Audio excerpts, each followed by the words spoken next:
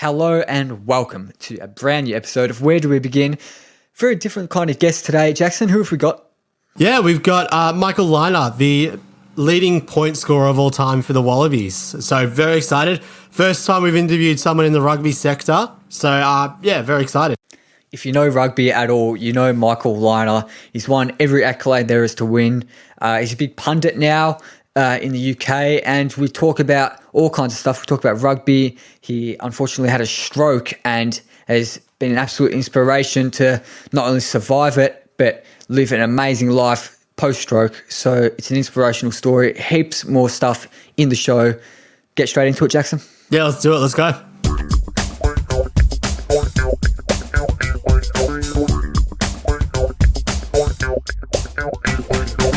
Okay, now I'm super duper excited for this guest. He's a member of the Order of Australia. He's in the Sport Australia Hall of Fame, the International Rugby Hall of Fame, the Wallaby Hall of Fame, and he's Australia's record rugby points scorer. And to be honest, I've got absolutely no idea what he's doing here on this show. But anyway, I'd like to welcome him, Michael Lynagh. How are you? I'm good, thanks, mate. How are you guys? You good? Yeah, going as well as we can here in Melbourne. As everyone probably knows, we're in lockdown, so it's pretty hard for us, but glad to see you in sunny old England. Yes, yeah, it's a bit different over here. The weather's actually been pretty good, and this is a strange new world, and I guess that's incorporated with it being sunny and warm here in England. That's a bit strange also, so yeah. Yeah, you've got the bright suns shining outside the window there, looking like some pretty good weather for a mid-September day over there in Richmond. It is. Very nice, mate. I've already been out. We're very lucky here. During lockdown and all that sort of thing, we have Richmond Park next to us, which is about 3,500 acres of parkland, and the Thames just runs, it's about 100 yards down the road here. So we had sort of plenty of outdoor spaces where we could go and get our 1 hour of exercise during the day and take the dog out, etc. So we were very lucky in that regard to having the nice open spaces here. Sounds good. We should get into the interview. Sure. So, so tell us about your early life growing up in Queensland. How was that? Well, if I can remember it. I was born in Brisbane. When I was sort of reasonably young, the family moved down to the Gold Coast. And that was great fun down there. I started going to school down there and surfing and playing sort of all sorts of different sports, mainly cricket and soccer, rugby league as well. So, but the beach was great. That's the one thing I do miss over here in the UK, living here for so long, is I do miss the opportunity just to be able to go down to the beach in the morning or in the evenings, etc. But so be it. And then the family in 1974, I know that sounds like ancient history, but we moved up to Brisbane, and with Dad had a job up there, so Mum and Dad and my sister and I moved to Brisbane in 74, and I went to a school called Gregory Terrace, which played rugby in the winter, but I was mainly a cricketer, so cricket was what I did in the summer, and then this new game called rugby union that I'd never played before. We played that in the winter, and I finished school there in 1981, and played first 11 cricket for 4 years at school, and first 15 rugby for 3 years. And then upon leaving school, I was selected in the Australian schoolboys rugby union team to tour America and over here to England, Ireland, Scotland and Wales. I came back from that. That was my first summer out of school, where I would have normally played cricket, which is what I sort of felt I wanted to do. But then I got selected in this team, and they toured over here in December and January. So that was my first summer out of school, was spent over here in winter over here playing rugby. And then I came back from that tour in January and was picked for the Queensland senior rugby team. And that was it. Didn't play cricket again. So the selectors made my decision for me. But I guess my childhood was just a pretty happy one. As I said, by the beach, surfing was a lifelong sort of love of surfing that started there. And played all sorts of different sports, which I and my wife now try to do with our sons. We've got 3 boys, and introducing them to all sorts of different activities is what we see as our role, as opposed to saying, I played rugby, therefore you must play rugby. It's far from that. We're very different to that. But it was a great childhood, a great time, and my parents were very supportive of whatever my sister and I wanted to do. Yeah, now for a sport you never heard of before, we think probably turned out all right. But we hear you lived in Oregon in America for a while. That's right. Tell us about what it was like living over there and why you were living over there. You've done a bit of research. Well done. No, we went to Oregon. My father is, both my mother and father, when they first met, were school teachers. And then my father started to study a little bit further and became a clinical psychologist.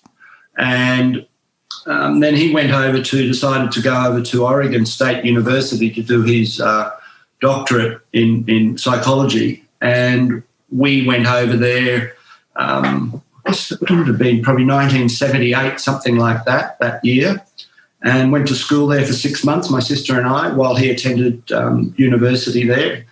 We came home after 6 to 8 months, and he stayed for a while, sort of back and forth a little bit. But it was a really good experience. I was going to play soccer over there at school. And I remember one afternoon, we had a cul-de-sac where we lived, and I went to school with my neighbour as well. He was the same age as me. And one afternoon we were out in the street throwing the American football, as they do over there. They tend to go down the park and have a throw, whereas in Australia we'd go down the park and have a kick. That's the difference between the sports, I guess. But my arm got a bit tired. We're about 20 to 30 yards apart, and I kicked it to him. And he I punted it to him, and he was sort of amazed. He said, "How'd you do that?" I said, "Well, I can do it left-footed if you like." So next day he took me down to the phys ed master, who was the teacher, who was also the football coach, the American football coach. And he said, "You've got to see this guy kick." And I wasn't, anything special or anything like that. Just normal Australian kid who kicks the football around in the back garden. And the coach, without getting all the gear on, said, "Okay, come outside, we'll have a kick." So I punted the ball, and it went about 40 yards or something. He goes, "Right, you're in the team. You're now the punter for the football team." So I played American football for that season, which was a great experience, very different from rugby or rugby league, and but a good experience with all the kit on and all that sort of thing. So, but it was Oregon was it was a long time ago, a great experience.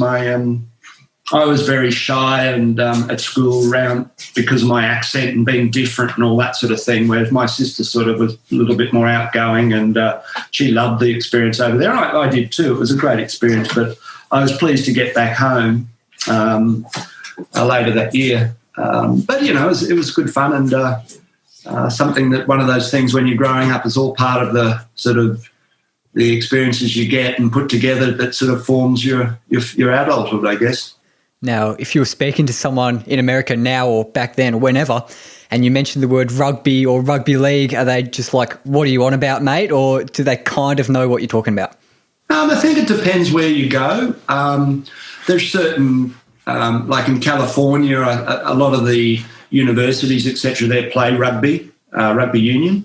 So they're a little bit more aware than they were back in the late 70s, put it that way. I remember at school, for example, I did geography at school, and I'll never forget this. The teacher was a guy called Mr. Lomax, who was sort of, let's say he was from the south, and had, real southern sort of drawl, etc. And he was the geography teacher, and I answered a question or something. He said, "Where are you from, son?" And I said, "Well, I'm Australia." And he said, "Where's that? Is that an island in the Pacific or something?" I said, "Well, yes, it is, but it's a pretty big one." So the knowledge of Australians and sort of Anglo-Saxon sports in America back in the late 70s was sort of fairly limited, I would say. But, given the communications and TV and all that sort of thing now, I'd say there's a lot more of awareness around the sports, so Aussie rules, and even cricket, I think, we'd get a little bit more of a acknowledgement from over there. So I think we've moved on from those days. But it's still very minor, rugby and Aussie rules and rugby league are very minor sports in the States, although rugby union's sort of starting to make a few inroads over there. So you did mention that you played a bit of league. What made you choose between league and union? I was basically the school I went to. The school I went to on the Gold Coast played rugby league. When we moved to Brisbane, the school, Gregory Terrace, played rugby union. So that was the reason, basically.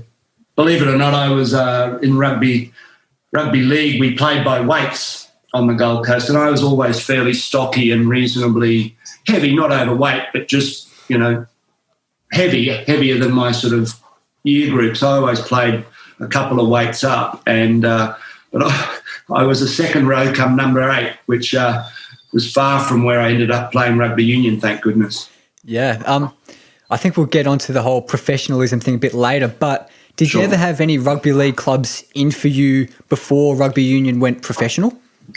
Yeah, I did actually. I had quite a few nibbles, let's say. A couple of rugby league clubs from Sydney came knocking. And there was one, I remember going to, when I was playing for Australia in rugby union, we were amateurs, and I was at work one morning and a fax came through, and it was from St Helens Rugby League Club over here in the UK, and was basically from their chairman or CEO, and it was an offer to come and play rugby league over here in the UK. That was sort of probably in the early 90s, I would have thought.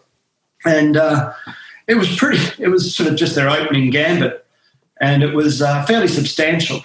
And so I gave that some consideration because of the financial security that it would have offered, I guess. But in the end, I looked at it and thought, I'm sort of in the Australian rugby team, playing for Queensland, got a good job. I can go and surf on the weekends. I can, it's a pretty good life I had. And, would I be prepared to give that up to go and live in the north of England to play a game that I don't know whether I'd even be any good at it or even whether I'd enjoy it? So weighing all those things up, I decided to stay and not take up the offer, as I did with the other sort of Sydney Rugby League offers at the time.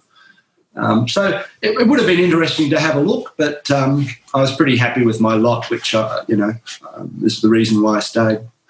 Would you mind telling us what those Sydney clubs were? I know North Sydney was one. I don't think they exist anymore, do they? Well, they do, but not in the league. Yeah, not in the same. And there was a couple of others that sort of nibbled around, but North Sydney were pretty keen. They were probably the keenest, I guess. Broncos always sort of sniffed around a little bit, but I don't think they were that serious. So you did say you represented Queensland. How proud were you to represent your state, your home state? Yeah, it was great.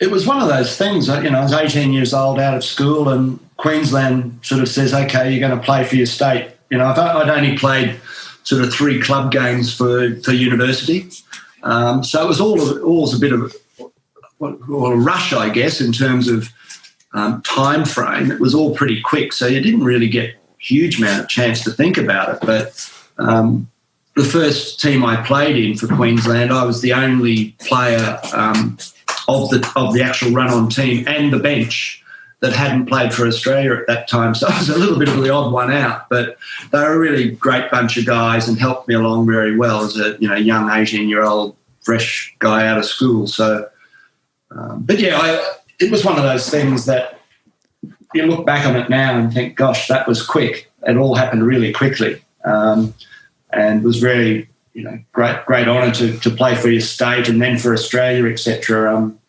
But it's also your club, playing for your club with your mates, that was good fun also. So it was a very, I really didn't have what your sort of gap years and all those sort of things now. I was too busy sort of doing that, and which was, once again, not complaining, and I think it was great opportunity, which I took both hands and really enjoyed doing. How much of a step up was the uni level and the state level from your high school level at Gregory Terrace?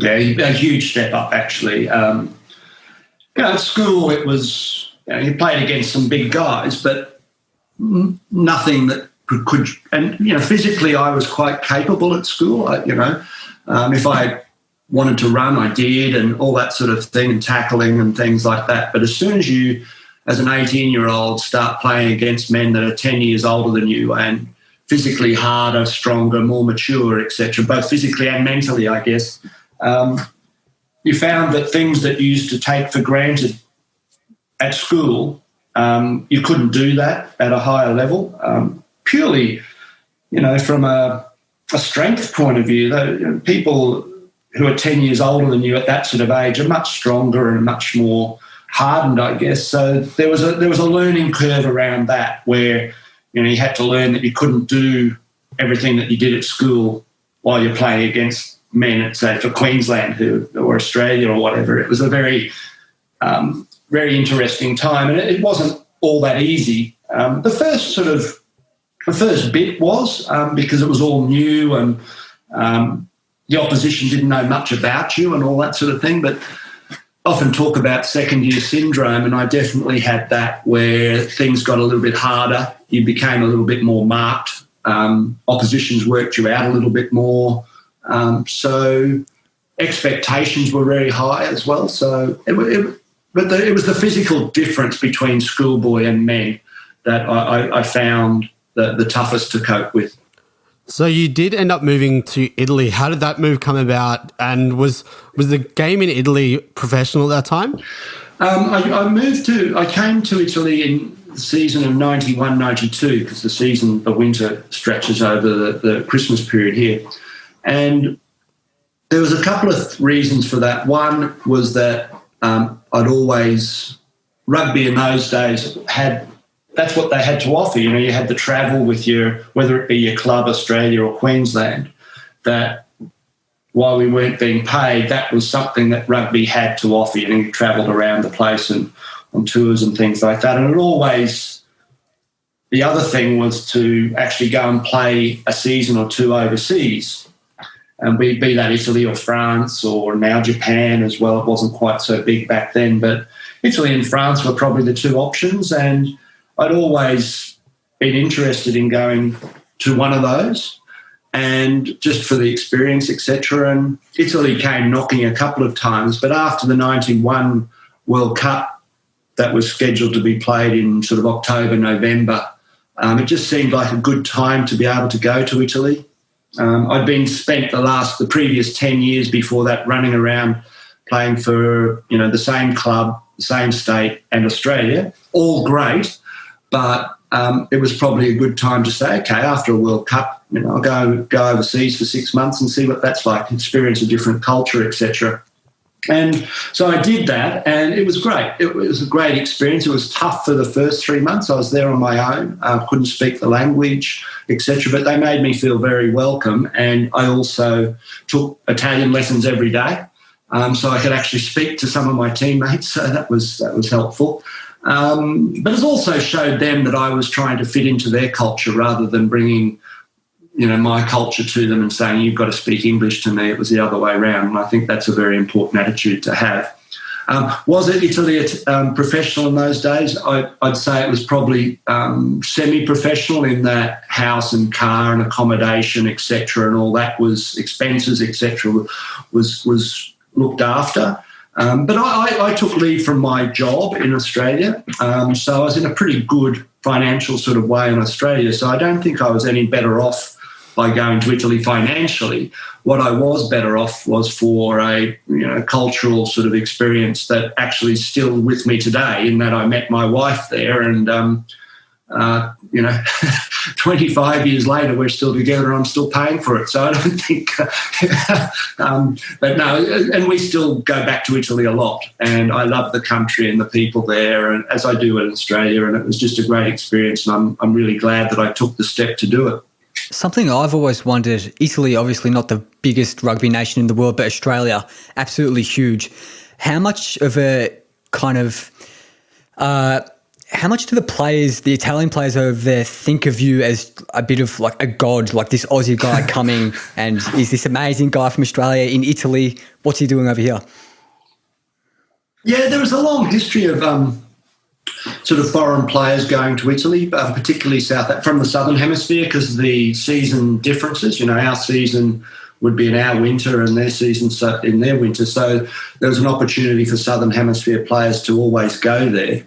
and South African, New Zealand, Australia players did. And, some players that went there loved the experience and fitted in really well and still have connections with Italy. Other players went there and saw it as a bit of a holiday and, withdrew and didn't sort of really get into the whole Italian sort of way of life, etc., and found the rugby very difficult because it could be frustrating at times, the rugby, particularly if you're used to a sort of a more structured, higher level sort of rugby performance, etc. And so to go there, it was... we just won the World Cup. So yes, I was put up on a bit of a pedestal to be sure, because they love a world champion in Italy, and that's how I was introduced. Michael Lynagh, world champion, regardless that there was 14 other players that helped me get there as well. But then that doesn't make you automatically a great person or anything like that. It's a matter of trying to fit in. And as I said, I took Italian lessons. I spoke to them in Italian when I could, etc., and really wanted to become part of the team.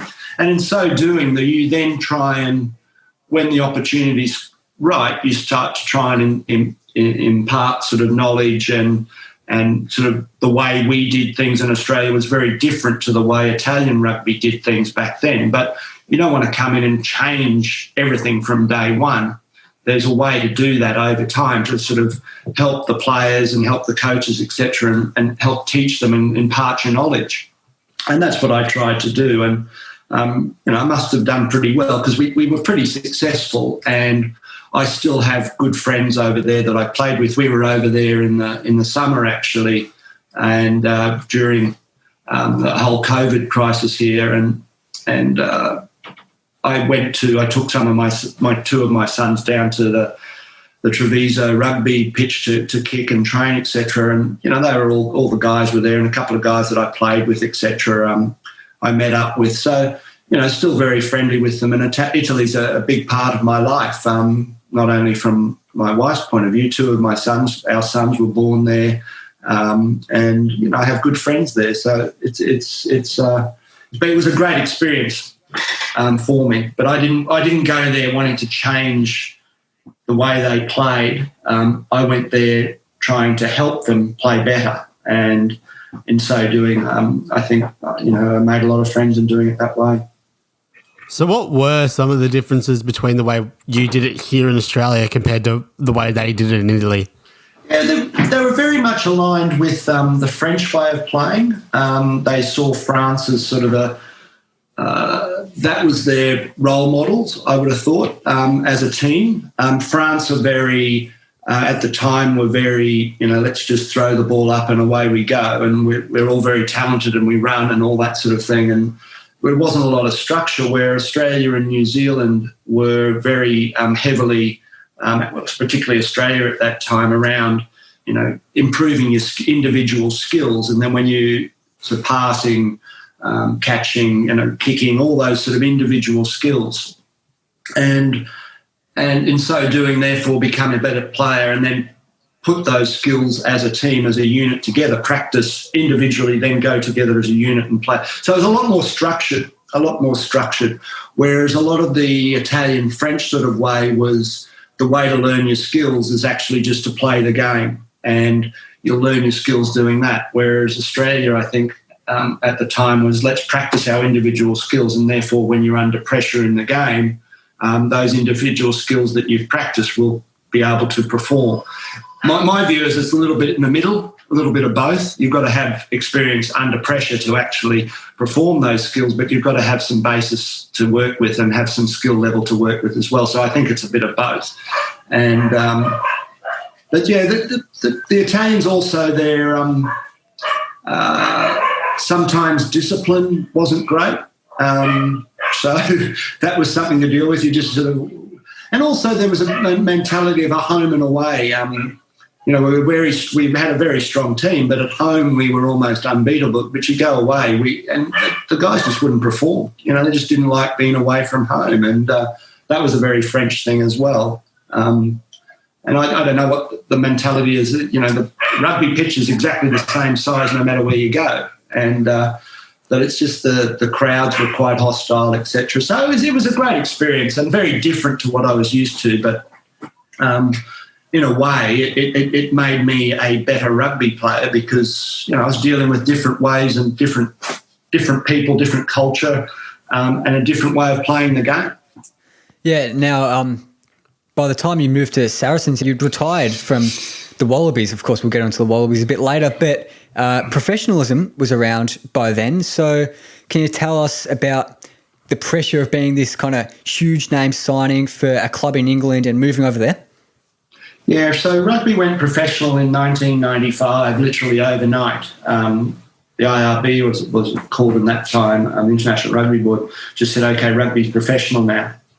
And so over here in England, there was a number of wealthy individuals that acquired clubs, and Saracens was one of those. And I remember being in Italy playing for Treviso in 95, and we used to go up to the office and I'd get mail back in days. Remember, you probably don't even remember getting letters, but we used to get letters. The internet was very in its infancy in those days. And so I'd go to the office before training in the evenings and there'd be mail from Australia. And then, there was this letter from England, and it was from a guy called Nigel Ray, who basically introduced himself and said he'd just purchased Saracens rugby team, and would I be interested in talking to him about coming and playing there the next year. Anyway, long story short, my wife and I decided that would be good for us, as I told you earlier about being married, etc., and neutral ground in terms of London. So we arrived at Saracens to play the 96-97 season. So it was a big change. We'd just got married in 96. In July 96, we went on our honeymoon and came straight from our honeymoon to London, and basically arrived, rented a flat and that we'd done the month before, and sat in the flat that had no furniture, and it sort of arrived at various stages during the days, and I had to go to training at that night. So it was a big change. It was a huge change, and in some ways I found it more difficult than going to Italy. The English players were a lot more reserved than, say, the Italians. They were welcoming, but here was Michael coming over, huge, as you said, big name, big money, professional. It's a very different environment, and it wasn't easy. It wasn't easy, and rugby really didn't know what being professional meant. Yes, it meant being paid, but did it mean turning up to training at 9 o'clock in the morning and going home at 5, which is what we used to do. And some players were still working, others weren't. So there was this huge sort of discovery period around what it meant to be a professional rugby team, and that, well, not just the first season, but the first decade, I would think. The first season we sort of finished mid-table, and the second season we had a great year, and we ended up winning the cup at Twickenham, which was my last game in front of 80,000 people, which was a great game of rugby and a very good memory. And so to finish the career on that sort of note was fantastic, and still, once again, a bit like Italy, have great friends from that Saracens era, whether it be English or Irish or Welsh or South African or, other. Philippe Sella from France played with us, etc. So it was a great environment. The biggest difference, I guess, apart from being paid to play, was that as a goal kicker, I sort of realised that a lot of my teammates were being paid win bonuses. And as a goal kicker, you have a big say on whether your team wins or not. So yeah. I found that pressure of actually being responsible as to whether people earned money that week was a very different pressure to what I'd been used to. And I guess my solution to that was to go and practice a lot more. And I had time to do it because that's what I did. I was a professional rugby player, so I could go and practice. That was what I was supposed to do. So I did. And not only did my teammates see that, but I also, my percentages improved a great deal. And therefore, we're all sort of, it was a good result, I guess, and we performed very well. We didn't lose many games. We won a lot more than we lost, and so financially everybody was better off. But also as a team, we were winning, and that was the aim of playing, I guess. But that was the biggest change in pressure. Actually kicking goals meant financial differences for my teammates and me, I guess. So that was a different pressure to what I was used to.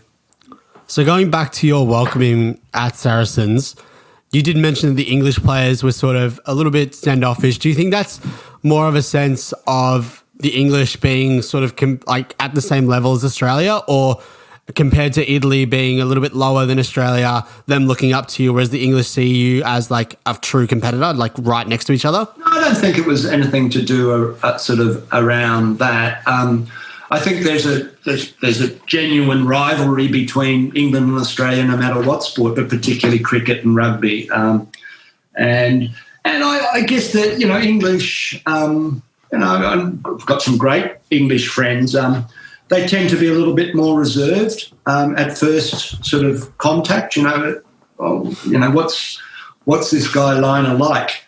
Is he going to be a big head who wants the royal treatment and the red carpet rolled down on the wet, muddy ground before he goes out to training, etc.? Or is he going to muck in and be one of us? And so there was various sort of tests, etc., that were subtle, yet I knew what they were. And there was one in particular that sticks in the memory, and it was early on, and we were doing a defensive drill where two lines, and basically one line person ran with the ball and the other person at the head of that line had to tackle him.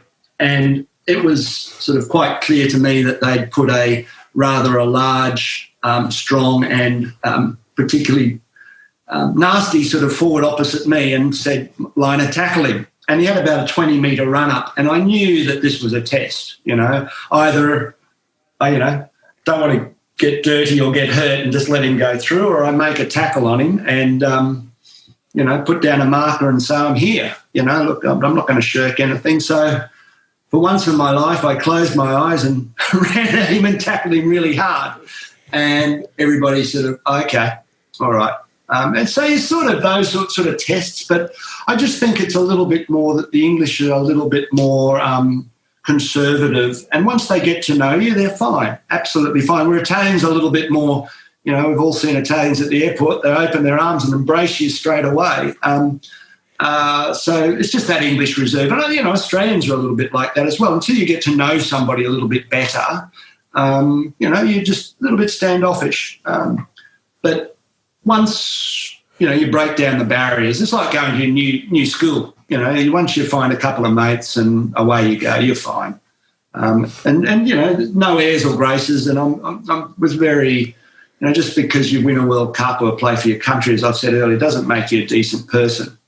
It makes you a success, but, being a decent person is more important to me than all that sort of stuff. Now, of course, we've mentioned the professionalism during your time there, but once that change in setup happened, did you notice not only a difference in the quality of the play, but also like the type of support you got from the fans and the amount of support you got from the fans? Not immediately, because I think rugby was still working it out. And take it now, where we're 25 years down the track, absolutely there's a huge difference in the way the game's played, the physical makeup of the players, the fans, et cetera, et cetera. But back in the first sort of 2 years of professionalism, there wasn't a huge amount of change. And that was one of the things that I think, fans would come to the game because they liked rugby. They didn't all of a sudden decide to go and watch rugby because you were being paid. They were traditional sorts of fans. And I think, maybe there was more things around, TV became bigger and sort of players became more, not celebrities, not the word, but, more well-known, I guess. And so the game evolved like that. Initially, I don't think there was a huge amount of difference. The only difference being was that we were being paid and training during the days, where it used to be, you'd go to work during the day and then train at night.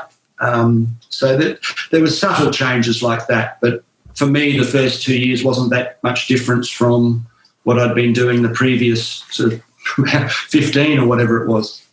So moving on to your Wallabies career, your illustrious Wallabies career, you made your debut at 20 against Fiji. How was that for you, representing your country? It was great. I went on that Fijian trip in 1983. It was. That was my it was 84. You're right, 84. That's right. I had my first Australian trip in 83. We had a tour to Italy and France and played. And I was on the bench for a number of tests that year, but never got on. It's very different to now. You could only go on the field if somebody was injured, and medically sort of you had to replace them. But in 84 against Fiji, I went on that tour, and I got a place in the test team because Michael Hawker, who was the incumbent number 12, which is where I played, he was on his honeymoon and decided not to tour, and so I got to play 12. But I just remember it being announced, and it was a very proud sort of moment, and then going out to play. The game itself wasn't particularly memorable. We played in Suva, and it was, I think it was about a foot underwater and mud everywhere. And so I think it was 12-6 the result. You could hardly walk, let alone run in the pitch. So it was pretty tough. But we got there in the end, and it was just, it was, as I said earlier, it all happened very quickly. To get that first jumper, first jersey was a particularly proud moment, and one that I've still got. Yeah, you mentioned playing number 12 there, inside centre. It's got some kind of shared characteristics, traits with the fly half, I guess, but was that somewhere, a specific position that you'd played before at all? No. You're right. It has, back then, they were not dissimilar positions, and Mark Ella was the fly half in 1983-84, and so he was fairly entrenched in that position. And I guess the string to my bow that I had that was important to the team was that I was a goal kicker, and goal kicking is very important in rugby. So they found a place for me at 12, which allowed Mark to stay there and found a slot for me. And so the positions are now quite a bit different, but back then, New Zealand called them first and second half, first and second 5/8, because they're similar and they complement one another back in those days. Now the number 12 tends to be quite a bigger physical sort of specimen than, say, I was. So you were part of the 1982 Grand Slam. How big was that for the team? Yeah, that was an amazing tour. We weren't given much of a chance. There wasn't we weren't heralded as a team that was possible to win the Grand Slam for the first time. The previous tour to us was 81-82 tour over here, and they were sort of, when they left the shores, Australian shores, it was like, oh, this is a great team. This is going to be a big chance to win the much feted Grand Slam, and they didn't do that. But 84, it was a great tour. We worked really hard. We had a new coach in Alan Jones who sort of brought a degree of planning and training that we hadn't had before. It was a new way of doing things. It was a lot harder than the way we did things, but we also prepared a lot better. And we had a successful tour, not just the test matches, but all the way through. And it was a good bunch of guys, who mixed well, and we were playing a really good, enjoyable brand of rugby, and we were winning at the same time. So it was a great tour. And to end up winning the Grand Slam, it was that hadn't been done before by an Australian team. And to be, what age was I at that time? 20, and then turned 21 on the tour. It was I was at uni at the time, and here I am playing for my country in a sport that I love, travelling around UK and Ireland with, 20-odd mates of mine, staying in nice hotels, all sorts of things, all food provided for us. I mean, what's there not to like? I mean, it was fantastic, great fun, and I wouldn't spoken about quite a bit. Would you change those sort of memories for being a professional now? No way. That they were, it was a very special time. Yeah, if any of the listeners don't know about it, that Grand Slam in '84, it's the only time Australia's ever done the Grand Slam in history for rugby, which is an amazing achievement, really. But you mentioned Alan Jones briefly there. People know him for his radio and his TV stuff over here, but what was he like as a coach for rugby? No, Alan Jones is not that well known over there, is he? He was, Alan, he brought into the team a degree of, I mentioned sort of planning. Before he came along, we sort of, who are we playing this weekend? Oh, France. Okay, well, we'll just, we'll play a bit of touch training and, then there wasn't really, a huge amount of video analysis that you see these days or anything, that sort of thing. It didn't really exist. And then Alan started to look at the opposition who we were playing. So he started to do a lot more preparation around how we would beat the various teams that we played. So then we'd train the previous week to do those things that we were planning against the opposition. So this is something that sounds normal now, but back then rugby really didn't do it to any great extent. We also trained a lot harder, a lot more physical, a lot more conditioning, etc. So we were all pretty fit. And so there was a lot of changes in that regard. And Alan was also a great talker, surprisingly enough, given that that's his job. But he was a talker, and I don't like using the word motivation, but he understood how to get a team heading in the right direction. And not every player liked what he'd say or do or the way he trained. But at the end, results came because of that, because of the preparation we did, because of how fit we were and how good we were as a team, and also the direction that he provided. So I'd say back in '84, he was a very inventive and new sort of style of coach that was a huge part of our success in '84. Yeah, you mentioned that great team chemistry, I guess you had, but I got to ask, was that the best team you've played in? You've played in some great ones. Yeah, it was probably one of them. The team that won, when you say the Grand Slam, it's the Grand Slam is when you win against England, Ireland, Scotland and Wales on one tour. And the team changed a little bit throughout that, but as a squad, as a whole squad, I think that was the key, because we only had, I think we had 27 people on that tour, which is quite small. We played 19 games. And 4 of those were test matches, plus a Barbarians game at the end. So it wasn't, and we were away for 2.5 months. So it's not sort of go in, play a test, come out, play another, like it is now. So as a team, we were away for a long time. We were in each other's pockets, and, it was a pretty happy team. And I think it was one of them, one of the teams that I was involved in that was a great team. 86, Alan Jones took us to New Zealand, and we became the first team to win a 3-test match Bledisloe Cup series in New Zealand, the first Australian team to do so. That was tough. That was a tough tour, but once again, it wasn't probably as good a team as the '84 tour, but we were just very, very tough team. And then, of course, the '91 World Cup winning team, I think that was a great squad as well. They're the sort of 3 major ones that I would say that from an Australian point of view that I was involved in, and that were great teams, but very different. So we will move on to the 91 team, but talking about the 87 World Cup, the first ever Rugby Union World Cup, on home soil, how big was that for the team and the country at that time? Yeah, well, 87 was the first World Cup, as you said, and it wasn't that big, believe it or not, compared to what it is today. 6 months before that World Cup wasn't really, nobody knew whether it was going to go ahead. I don't think the Northern Hemisphere wanted a Rugby World Cup. It was more Australia and New Zealand that sort of wanted it. In the it did go ahead. It was both hosted by Australia and New Zealand. New Zealand had the final. It was quite.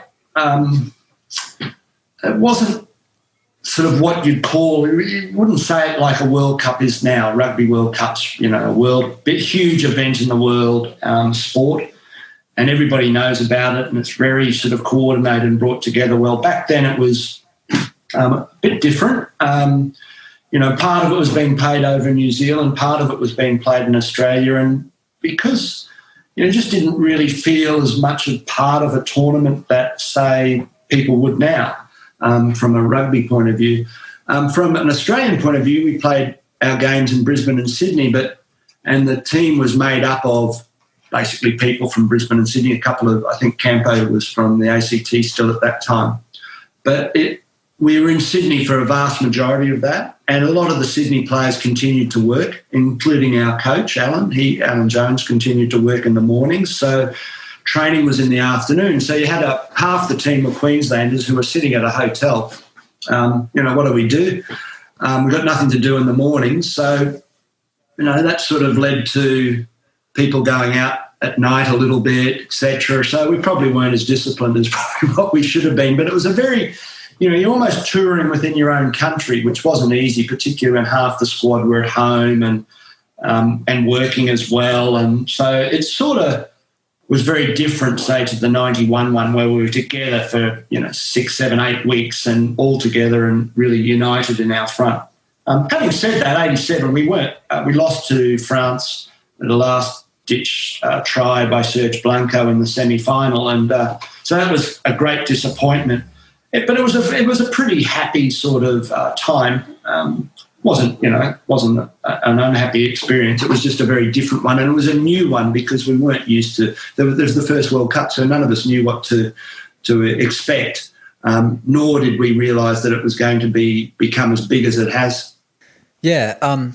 Obviously, you didn't know exactly what to expect, but maybe there was like a little, I hope there's a bit of this, I hope there's a bit of that going on. But what was the reality, not just in terms of results, but in terms of the whole setup, like for the first World Cup? Was it fully like slick and glam and all that kind of stuff, or no? Oh, no. God, no, it wasn't. We stayed at the Camper Bay Travel Lodge. No, it wasn't slick at all. It was, as I said, it was a new thing, and it wasn't, I'm not saying Camperdown Travel Lodge was bad. It was just like, it wasn't what you'd expect in terms of what they get now. And that was fine. We were happy. And it was very, very different. It was just a different experience. It was a long time ago. And, for example, we lost the semi-final, and this was just sort of knowledge about the tournament. We lost the semi-final to France, which was very disappointing. Our tournament was over, so we thought. And then the manager came into the dressing room and basically said, well, bags down at the hotel tomorrow morning at 7:00. And we said, what for? And he said, well, we've got to go to Rotorua tomorrow to play the third and fourth playoff. And we didn't know that it was a third and fourth playoff as players. We didn't really want to be there, but we didn't know there was one that we had to go and do. So it was sort of, it was finding its feet as a tournament. And I'm glad that I was there at the start, because it has now become, I think it's the third or fourth biggest sporting event in the world every 4 years. And, it's a great event and great for rugby and provides a lot of great entertainment for the fans, great memories for the players, and also important finance for World Rugby to distribute to the growth of the game. So it's a fantastic event, and it's evolved into that. So I was sort of pleased to be at the start where it was a little bit more amateurish and not quite what it is today. So moving on to the next one, was that a little bit more built up? Yeah. Seeing it as in England, definitely, like just built up, more experienced than the first one? Yes, it was. And you felt a little bit more like you were part of a tournament as well, because of the TV was sort of had improved as well, so the coverage of the tournament, the groups were, even though it was in Ireland, France, England, Scotland and Wales, geographically, it was the timings of the matches meant that when you weren't playing, you could watch the other ones, and you felt like you were a part of a tournament. And so it was a little bit better organised, and probably the administrators, etc., had the experience of the first one. This is the second one. What can we learn from it? And they learned quite a lot from it. So it was a lot. You felt as a player more part of a tournament, and it was bigger. The press coverage was bigger over here in the UK at the time. TV, as I've mentioned, was a little bit better. And the fact that we won the thing made it much more enjoyable, I guess. But the same thing, we had a very very happy team. We didn't have a lot of injuries. We had a lot of experienced players in important positions, and we had a lot of young players who were very good. And it's that blend of talent and experience, etc., and maturity that was important, and it just all came together very, very well. And it was a very happy sort of period, 6 to 7 weeks, and very happy towards the end, obviously, because we won the thing. Yeah. Now, I'm not sure how much of the Australian media coverage you got over there while you were over there, but did you have much of a kind of win or it's a failure mentality? Was there much of that? We had some inkling as the tournament grew and we grew into it as a team, and started to play better and continue to win. We were aware that the support back home, and not just in New South Wales or Queensland, the traditional sort of rugby heartland, but all over the country. And I think it was sort of a factor that the World Cup was being held at a time when there probably wasn't a lot of other sport going on in Australia. The cricket season hadn't really got underway yet, etc. So while in those days there wasn't the internet or the instantaneous sort of streaming or etc. that you get nowadays, but as the tournament built, we got an inkling that the interest at home in Australia was very strong, particularly towards the semis and the final, and a lot of friends who were having parties etc. that would watch the game in the evening.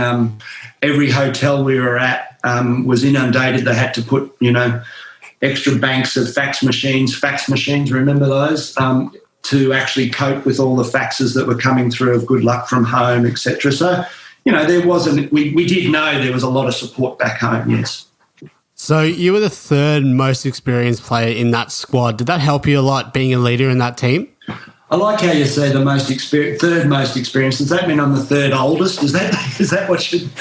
No, you played played the third most tests for Australia at that point. Yeah, we had, as I mentioned earlier, we had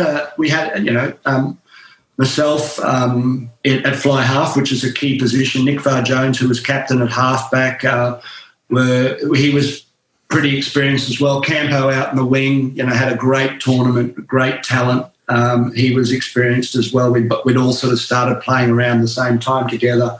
And just in the back line, you had those sort of three experiences. And then you put between us Tim Hoare and Jason Little, who were very young at that stage, but extremely talented. So when you have that blend of this youthful enthusiasm of talent around some sort of older guys with a little bit of experience, etc., that's a great blend. And we had the same in the forward pack, with guys like Poitevin and these sort of Phil Kearns and these. Well, Phil Kearns was still pretty young, but Poitevin, etc., that were experienced and been around the block, and put the young sort of talent around them, and so it's just a great blend. It's a great blend that we had. So, and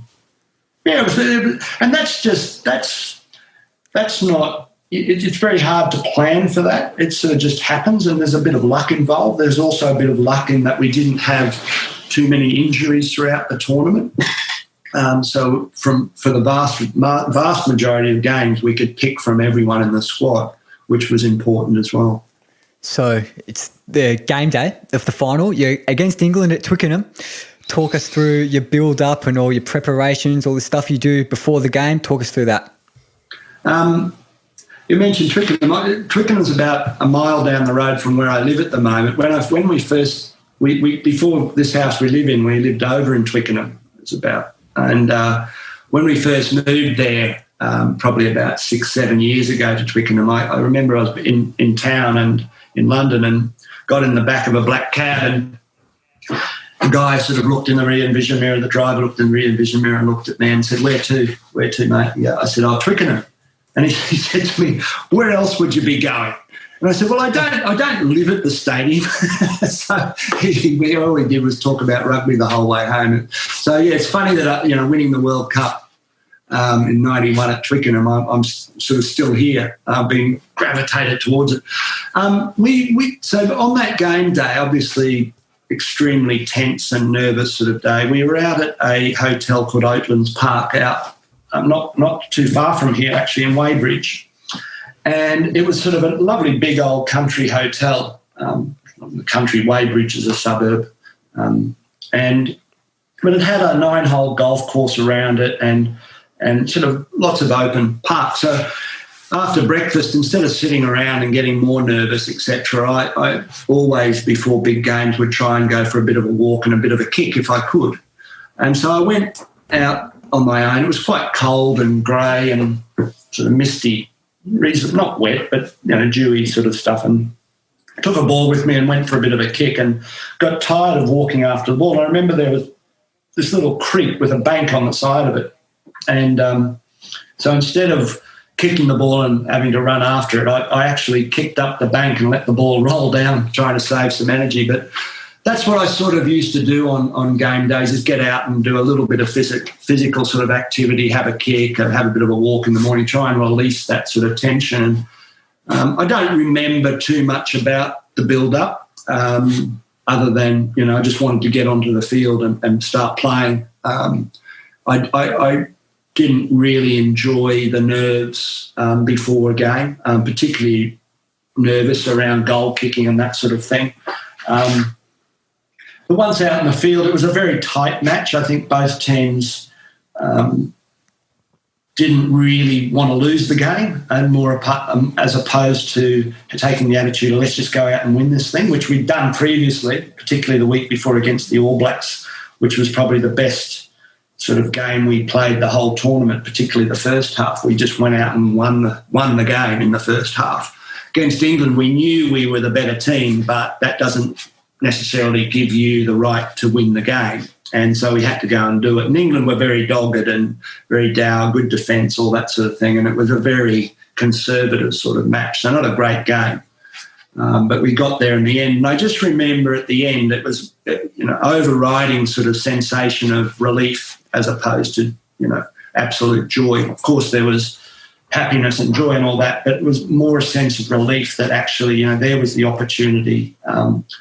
We took it, and that was my overriding sense. So you did end up winning it. How were the celebrations after? Having said that, the relief was short-lived, and it got pretty happy pretty quickly, I must say.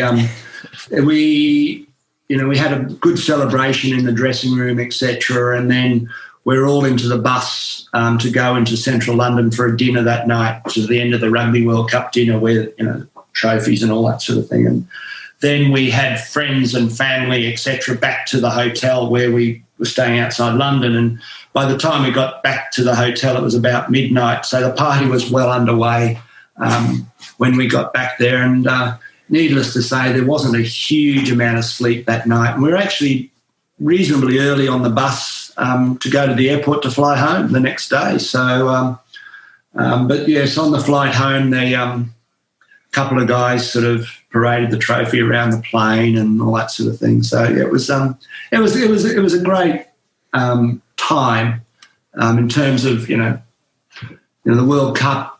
Even though it was just the second World Cup, it actually had a huge amount of meaning and continues to do so this day. And we had a ticker tape parade back in Sydney when we got home, and I remember talking to Nick about it. We were very nervous that nobody would turn up. It'd be our mum and dad and brother and sister on the side of the road waving to us. And But it was a great experience as well, because it was, just all the streets of Sydney as we went through the CBD there were lined with people and all that sort of thing. And that's when we realised just how much support we had back at home at the time. We had that, as I mentioned earlier, the inkling of it, but it was a huge event and really a great thing for rugby off the back of that, sponsorship and TV and interest from kids in playing the game really sort of peaked.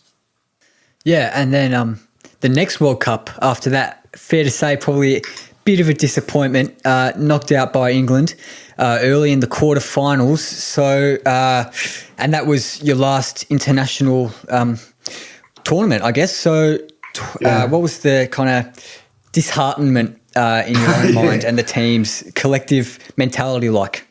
Yeah, it was very disappointing, obviously, but I guess the disappointment sort of over time has been tempered with the fact that came to the realisation that we weren't good enough. We just weren't good enough, and we lost the first game to South Africa, who ended up going on and winning the World Cup at that tournament. And the All Blacks were very, very strong. Arguably, it took a long time for the Springboks to defeat the New Zealanders in the final.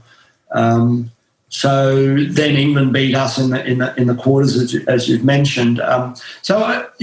We had, we had a team that was young, and it was just one of those things that I just don't think we were good enough. Even if we got to the semi-final, we would have met New Zealand, who, maybe we would have got lucky and played a great game and all that. So that's the great hope. But if you look at it on paper and the way New Zealand were playing and the way we were playing, New Zealand would have won 9 times out of 10.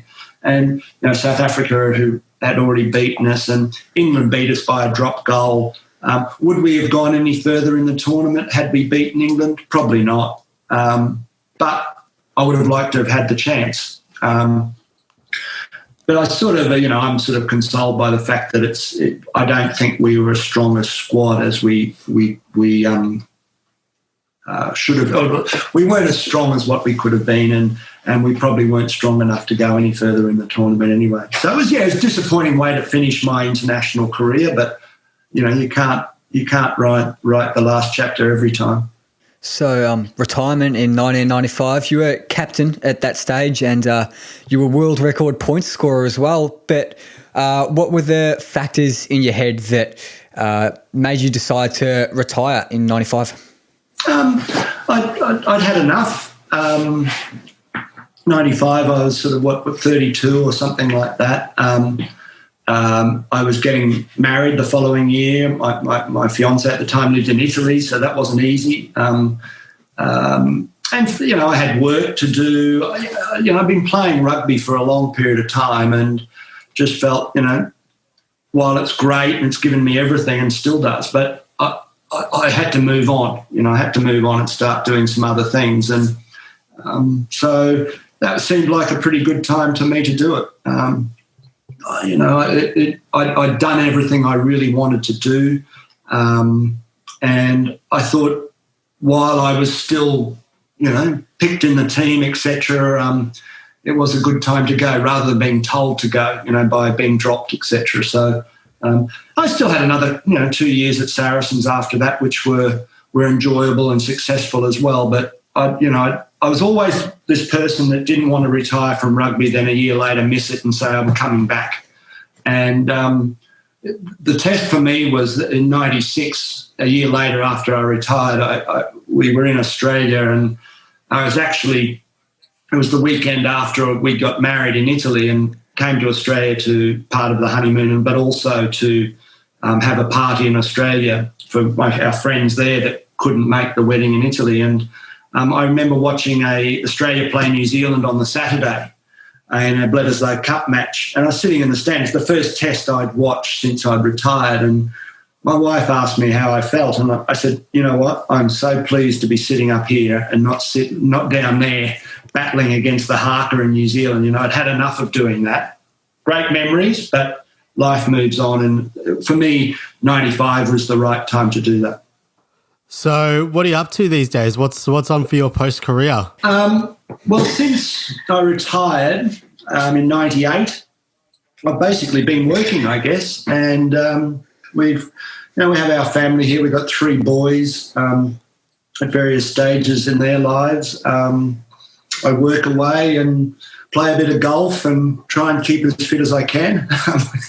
But yeah, it's sort of a little bit more sedate than what I used to play in the rugby days. But rugby, as I said, has given me everything, whether it be, meeting my wife, now the family, jobs, I guess, and also great memories. So I look back on it fondly and I retired at the right time when I was ready and met a lot of great people, been to a lot of great places around rugby. And so now, life moves on and I'm quite comfortable with that. I don't necessarily like sort of reminiscing too much into the past. I sort of try and look forward a little bit, but every now and then it's nice like this to talk about the good old days. Now, in 2012, very, very scary moments. You suffered a stroke, which was potentially very life-threatening. You hear a lot about victims or sufferers of strokes that their life, they've got pre-stroke life and then post-stroke life. Do you feel that in yourself, like your life has just completely changed post-stroke, or have you kind of got back to normality? It's a good question. I was very lucky with the stroke in that I got through it and also without too much after effects. I lost half my sight, which I still deal with. But it's, I just get used to it. I've got some funny feeling down my left side, etc., particularly my leg, but, I'll take that. But generally, life sort of goes on. A lot of people ask a similar question, do you look at life differently post-stroke? And I sort of, you hear a lot of people sort of say, I take every day now it's my last and all that sort of thing. I was very aware that I'd had a pretty blessed life before I had my stroke. I was aware of it and grateful for it.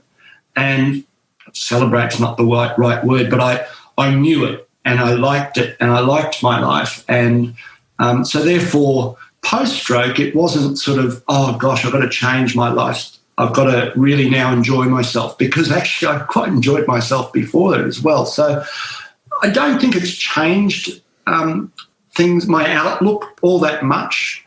I guess it really does make you appreciate the people that you have around you and all that sort of stuff. It emphasises that. But I was aware of all that beforehand and grateful for that beforehand. It didn't need a stroke to remind me of that, but it did. And I just sort of, I was lucky, very lucky to have got through that and be relatively unscathed, and also be educated about stroke and also to try and assist where I can to help stroke survivors, etc., and help raise awareness of stroke, because it is a very damaging thing that doesn't really get the public awareness or financial support that it probably deserves compared to other illnesses, etc. So I'm just very lucky to be here, and yeah, I don't think it's fundamentally changed my outlook on life or the way I sort of look at it. But I'm grateful, and I was grateful before, and I'm grateful now. So we do have a listener question about that.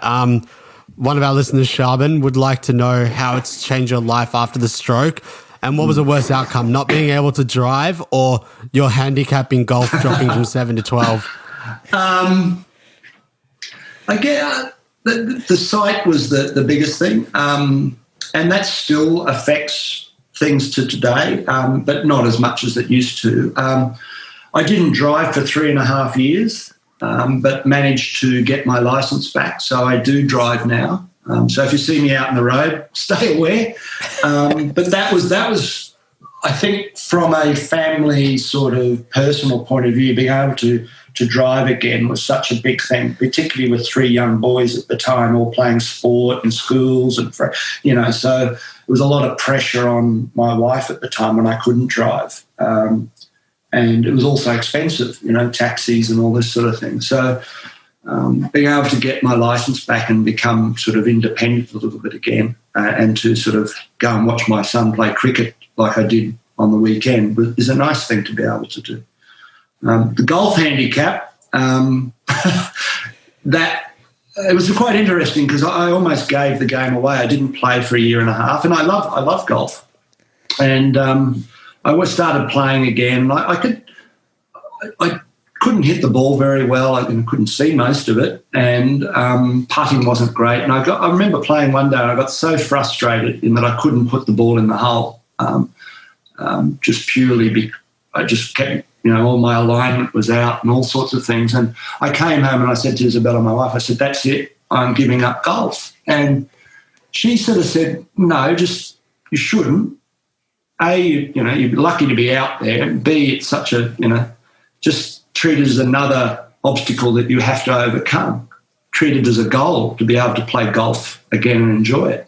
So I thought to myself, well, what wife would tell their husband to go and play more golf? I thought, but she was right. And so I sort of, rather than wanting to become super competitive and, get my handicap down, it was more, I'm lucky to be out here walking around and hitting a ball with some mates. So I enjoy it as opposed to trying to get down, and shoot a low score.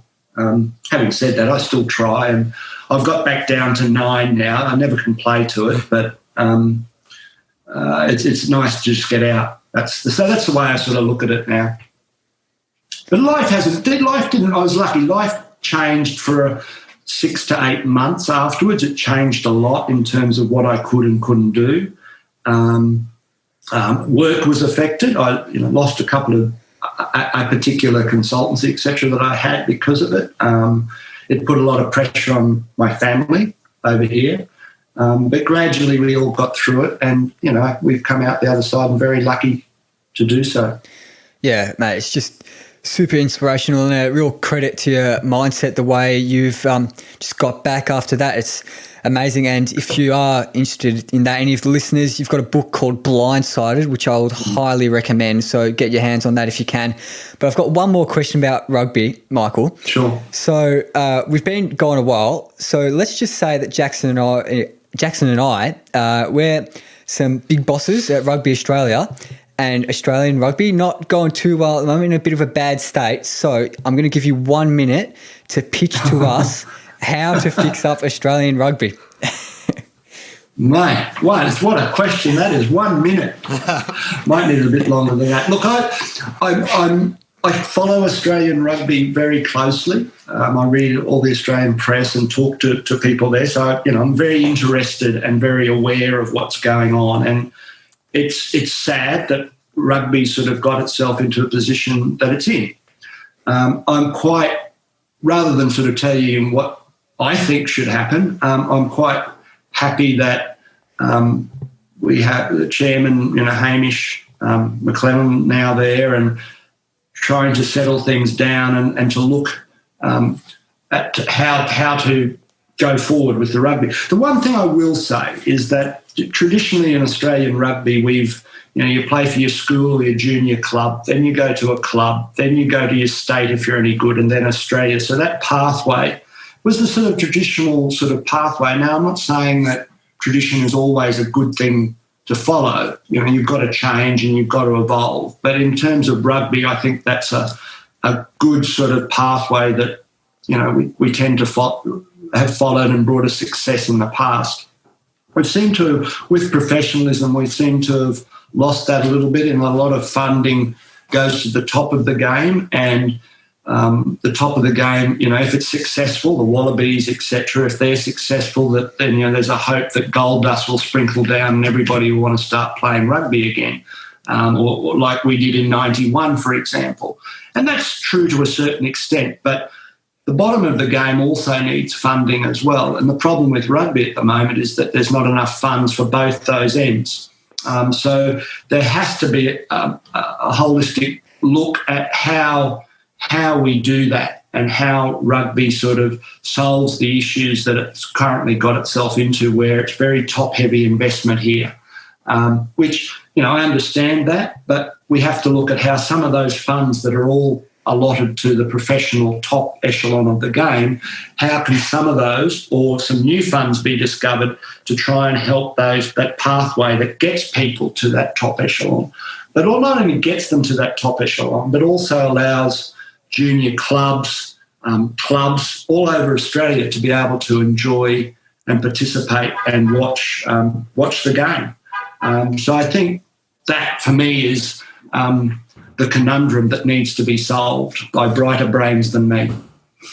Now, mate, I could talk to you and listen to you talk about Australian rugby and your career for hours extra, but we're running out of time. So, Jackson, I think it's time for my favourite segment. Are you ready?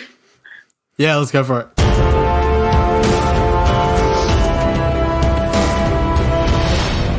Oh, what goes on here? Michael.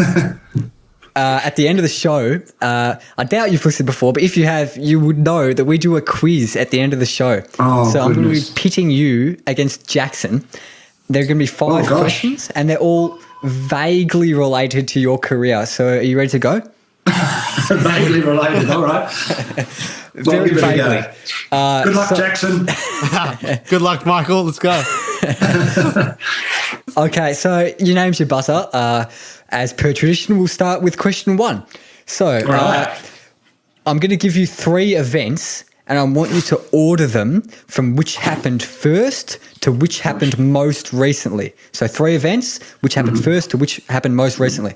So the 3 events are Saracens is founded, Vicarage Road, the home of Saracens, is built, and the Wallabies play their first international. Ooh. Okay. So the first is the oldest, is that right? Yeah. So the first. The oldest. Yes. Okay. Okay. So Saracens is formed is the oldest. I'm not going to say if you're wrong or right. I'm just going to let you keep going. Oh, okay. You want me to list the 3? Okay. Yep. Saracens is the oldest. Wallabies' first game is second, and Vicarage Road's third. Yeah, you've nailed it. Saracens, 1876, Wallabies' first game in 1899, and Vicarage Road in 1922, the home of Watford for any Premier League fans. So Michael's gone 1-0 up. Well done, Michael. Good start. But we move on to question 2. So, when's Jackson going to answer? Jackson doesn't get to answer any. Oh, you got it spot on. So, okay. All right. He only gets it if I get it wrong. Yeah. Exactly, yeah. I got it. Yeah. All right. Okay. 2. So, question 2. Yeah. Which 1997 film stars Will Smith as Agent J and Tommy Lee Jones as Agent K? The Men in Black. Oh, I think Jackson buzzed in just first. Oh, then you got a buzz. I think Jackson said Jackson before you said the answer. You're making these rules up as you go. I didn't know you had to buzz. Mate, I think you've got to be listening a bit more carefully at the start because I did say your name was your buzzer. Sorry. No worries at all. All right. But we'll give it to Jackson. I reckon we just scrap that question. No, I cheated there. Bad luck. Some controversy. You got that one, Jackson. Quiz. Okay. I'll take it. If Michael's saying it, I'll take it. Okay. Yeah. Teach Jackson, me it'll teach what's me the to listen answer? more closely. It is Men in Black. It is Men in Black, which is the nickname of Saracens, of course. One of the nicknames of Saracens. So it's level up 1-1. That's a controversial moment in the Where Do We Begin quiz. Go down in history anyway. Gosh. Question 3. So you turned out 72 times for the Wallabies. So the question is, a record at the time, which team achieved 72 NBA wins in the 1995-96 season? Michael, go for it. Chicago Bulls. That is correct. You've nailed it. So you're 2-1 up, but you've got I reckon 3 you correct. just beat me to that because I remember just at the start of lockdown watching the Last Dance documentary. So I reckon everyone sort of knows that now. Yeah. Yes, exactly, yeah. Okay. Bit of an unusual question, this question. Question 4, Michael, I'm sure, and Jackson, I'm sure you're aware of who Kevin Rudd is. You know him, yeah? Yes. Yep. Okay, so what sport, where a liner is a common umpiring decision, did Kevin Rudd claim that he was the king of after visiting and playing at a school in Brisbane? Jackson. Jackson. It's in Queensland or wherever it was, it's called handball. But I do have to say it's called downball in Victoria, and that's Downball. the true name for it. He's nailed it. The classic schoolyard sport. Did you play any downball in your primary school or your high school days, Michael? I did. I played, a lot of, handball, we called it. Yeah, I did. But I didn't know that about Kevin Rudd. There you go. Yeah. But I did play handball. It's more of a social media thing that's happened recently. I think he played it at a school once, and now he's sort of the king of it. And now he signs and sends out signed handballs. Oh, good to see that. Good to see that Kevin's sort of going up in the world. Yeah, lovely to see the sport taken off a bit. But anyway, question 5, our final question. I think it's 2-2. It's all tied up. Yeah, it's a tiebreaker. Yeah, for question 5. So this question, Michael, it's a who am I question. All right. So we're going to go down from 5 points all the way down to 1 point. I'm going to give you a series of clues, and once you buzz in and get it wrong, you can't buzz in again until the other person gets it wrong. Okay. All right. So, good to go. So for 5 points, I was born on October the 25th, 1881. Oof. No. Okay, I'm going to Just move before on. me. Okay, I'm going to move on. So for 4 points, my middle names October 25th is your birthday, I believe, as well. It is, yes. Michael, yes. is that true? It Yeah, is. so that's how it relates to you, correct. So for 4 points, my middle names are, it's a long one, Diego, Jose, Francisco de Paula, Juan Nepomuceno, Maria de los Remedios, Cipriano, de la Santísima Trinidad Ruiz. Those are my middle names. Jackson. Jackson, have a stab? It's you might Pablo not. Picasso. Pablo Picasso. Bit of a drum roll. He's absolutely correct. Oh, well done. Wow. It's got it early. Very Great well done. guess. How'd you get that? Well done, Jackson. Oh, I know that fact. Really? How he just had so many middle names. I didn't know that. Gosh. Well done. Great get, Jackson. I don't remember. Yeah, I don't know. I don't remember how I know that, but I remember looking it up, saying finding out that he had so many middle names. Wow. Yeah. Oh, there you go. I've learned something. I reckon he's got about 15 middle names there. Don't want to count them. Yeah, I from what I remember, they're all saint names, and early Spain in that sort of era, very religious. So just all the middle names are all names of saints. Wow. Yeah. Now, as much as I'd like to talk about religion in Spain, for those playing at home, I'll just go through the last clues for 3 points. Right. I spent most of my adult life in France, a country which has a museum dedicated to my work. For 2 points, I was part of the 20th century Cubism and Surrealism Pablo movements. Picasso. And for 1 point, I'm known for pieces such as The Weeping Woman and one of the most famous painters of all time. Of course, Michael, it is Pablo Picasso. Jackson did very well to get that. It's finished up 6-2.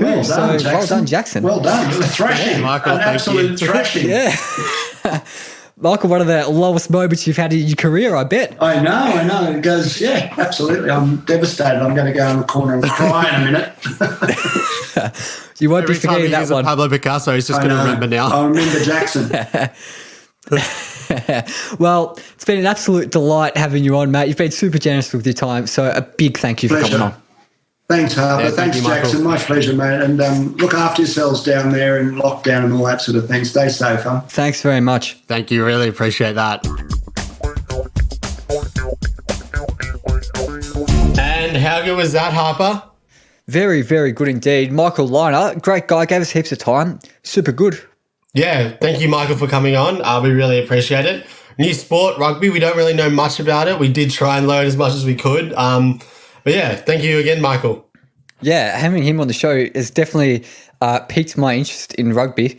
And speaking of interest in rugby, we actually got our hands on Michael Lynagh's book. It's his autobiography. He sent it over, and it's called Blindsided, and I could not recommend that more highly. It's a really great book. It goes into pretty much the same stuff that we had in the podcast, but in even more depth and some little extra stuff on top. So get your hands on that if you can. Yeah, more than definitely. Harper, where can they find us on the socials, mate? On the socials, you can find us on Twitter and Instagram at WDWBpod. If you follow us on Twitter, we might actually start posting, so that will be good. And you can find us on Facebook at facebook.com/WDWBpod, or just where do we begin? Speaking of the Facebook, we're not doing a discussion this weekend. Harper's got exams, so we don't have a lot of time to get it recorded and edit it, but it will be back, so don't worry. Yeah, we'll be back better than ever. And if you enjoy this podcast, if you're a new fan, a rugby fan that's just found us, or an old fan that's been listening since day one, give us a shout out to your mates, because word of mouth is the best way to share a podcast. And I'm going to set a challenge, Jackson. I'm going to set a challenge for our listeners. I want you, if you enjoy this podcast, or even if you didn't enjoy it, share it with 3 of your friends by the end of the week. And that would be hugely appreciated. It will help us grow, get even better guests and even better production, better overall. And what about our Patreon, Harper? Where can they find us? Our Patreon, patreon.com/WDWBpod if you want to support us financially. Or, Jackson, do you reckon they should give us a review as well? Yeah, definitely. 5-star review. I mean, if you don't like it, give it your own review, but we'd love a 5-star review. It gets us up the charts and gets more people to find us. Yeah, exactly. And yeah, share it with all your mates. But Jackson, I believe we've got some music this week. Yeah, who have we got, Harper? Okay, Christian Walker has a new debut single. He's a solo artist from down here in Melbourne. We love supporting our local artists, especially in this tough time. So he's got a brand new single. It's really, really good. Definitely worth another listen after you listen this time. It's called Homesick, and it's been a long episode. So should we go straight to it? Yeah, let's do it. Yeah, thanks for listening, guys. Here's Homesick by Christian Walker.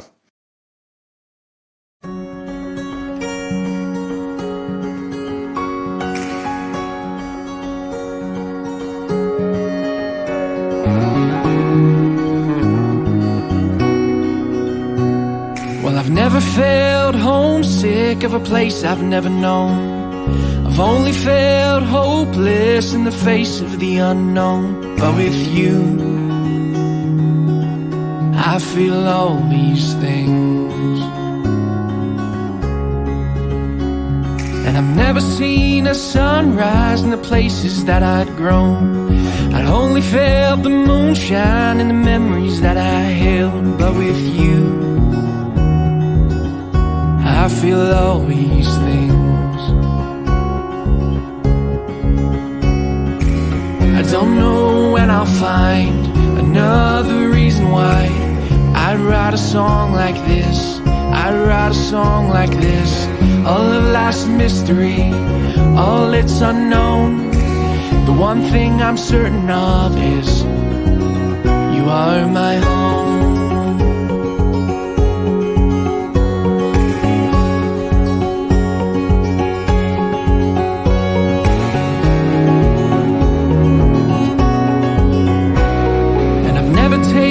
Salt spray from beside him on his throne, but I felt the wrath of Hades shiver through my bones. But with you, I feel all these things. And I've never smelt an apple pie baked within my house, but I smelt the stench of my father's fermented angry self. But for you, I promised only one of these things. I don't know when I'll find another reason why I write a song like this. I write a song like this. All of life's mystery, all it's unknown. The one thing I'm certain of is you are my home.